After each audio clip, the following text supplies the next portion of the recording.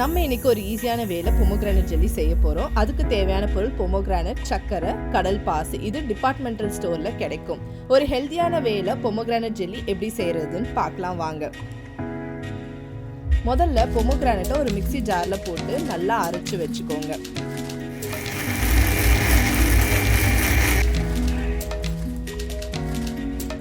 அதை வடிகட்டி இந்த மாதிரி ஒரு கன்சிஸ்டன்சியில் வச்சுக்கோங்க. ஒரு பாத்திரத்தில் தண்ணி உங்களுக்கு தேவையான அளவு தண்ணி ஊற்றிக்கோங்க. அண்ட் இந்த கடல் பாசியை அதில் போட்டு நல்லா கலந்து விட்டுக்கோங்க. கொஞ்சோண்டு சர்க்கரை போடுங்க, ஏன்னா ஆல்ரெடி பொமோகிரானட்ல ஸ்வீட்னஸ் இருக்கு. நம்ம எடுத்து வச்சிருந்த இந்த பொமோகிரானட் ஜூஸை ஊற்றிக்கலாம்.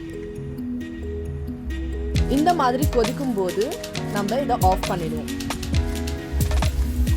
ஒரு தட்டில் இந்த பியூரியை நம்ம ஊற்றிக்கலாம்.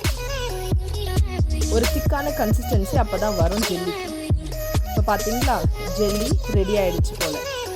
Jelly is ready. இந்த மாதிரி யூஸ்ஃபுல்லான வீடியோஸ்க்கு ஜெனிஃபர்ஸ் கிச்சனை சப்ஸ்கிரைப் பண்ணுங்கள்.